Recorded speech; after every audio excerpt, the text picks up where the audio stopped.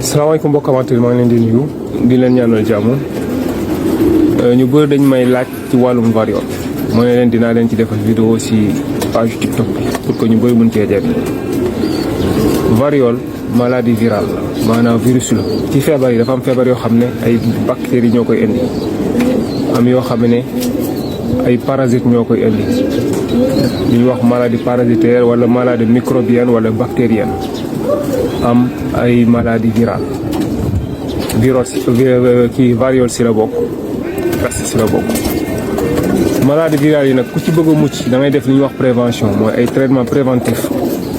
amaana nag li ma bëgg a wax yëpp du xaj ci benn vidéo mais bu ci xajul tamit ma def ko ay vidéo yu bëree bëri. kon maladie virale yi traitement préventif moo la ciy musal mooy ngay fagaru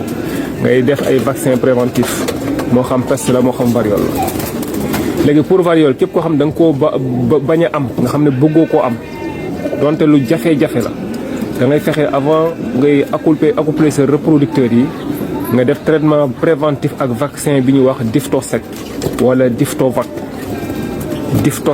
wala Diftovac vaccin yooyu noonu vétérinaire yi ñoo koy jaay reproducteurs yi ngay vacciner boo ko defee bu fekkee vaccin bi jaar na yoon amaana yow doo am variole wala donc du la yàpp du la sonal comme ni mu lay sonalee parce que man même nii soo leen xoolee sama cage bi daal daf may suturaal mën naa bañ a am variole quoi dama koy am mais mën naa toog lu yàgg du ma ko am kii laa ci gis ak yu néew te soo xoolee lii c'est pas méchant lii waral noonu nag moom foog ngay def ay traitement préventif léegi boo defee traitement préventif yooyu amaana variole bi du la sonal wala doo ko am bu fekkee ne nag tuuj bi da koo am nii comme nii pour nga faj ko am na benn vaccin bu ñuy wax acide phéniqué boo leen demee ISRA yarax fi ñu defaree vaccin yi boo ko laajtee dinañ la ko jaay am na ñeneen ñu koy jaay nag mais foofu laa ko doon faral di jëndee. acide phéniqué boobu noonu moom dañuy wax ne traitement curatif la du préventif mais ñun daan nañ ko def traitement préventif mooy bu ñu amaan ab cuuj bu ñu koy bàggee dañ koy vacciner acide phéniqué te daan nañu réussir que bu même fekkee ne parce que variole bu xasee nekk ci cage bi rek cela veut dire que cuuj bu judd rek daanaka am na ko. nga xam ko ak nga bañ ko xam parce que virus la léegi ñun bu ñu daan bàggee ab tuuti nag dañ koy defal acide phéniqué bu ñu koy bàggee boo amee ay 7 jours wala 10 jours bu ñu ko defaan ñaari tuuti boobu même su variole amee ci kaaf bi amaana moom du am variole mais bi ma laajee ki nga xam ne mooy defar vaccin bi si boobu dafa ne ma traitement curatif la mooy bu fekkee ne pigeon bi am na variole comme nii ki nga ko koy vacciner boo ko vacciner def rappel tegle ko après day wow bu fekkee ne tamit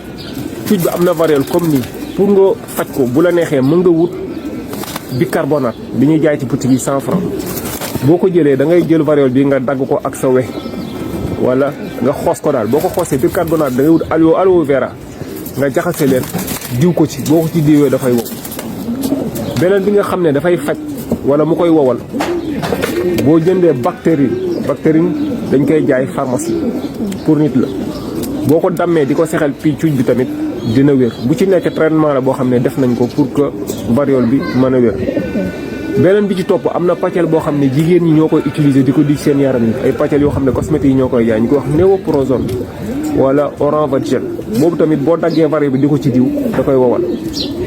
bi ci topp tamit mooy alcool iodé pharmacie lañ koy jaay boo daggee variole bi nii di ko ci laal dafay wow. mais li gën mooy ngay def ay traitement préventif léegi boo ko xasee am ci sa cage pour que mu jóge fa parce que variole mën na dund ay ati at ci biir cage bi day mel ne luy nelaw mën nga produire lu yàgg doo ko am mais nga jékki-jékki rek mu mel ne luy yeewu attaqué pigeon yi. léegi pour que nga néewal ko doole foog boo nettoyé sa cage ngay wut salimo di flamme cage bi pour rey bactéries yi ak wàññi doole yenn virus yi wala ngay wut virus virusite la nga di ko pulvériser ci bant yi di ko pulvériser ci sol bi. loolu dina néewal doole bu baax a baax variole bi soo ko am nga def eau de javel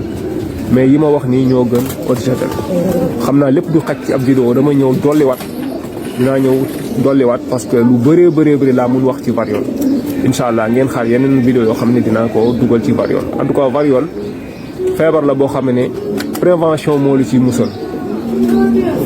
fexe tamit bay bañ a dugal ay cuuj yu koy am parce que bu fekkee ne daawoo ko am tamit boo dugalee ay cuuj rek mën nañ ko am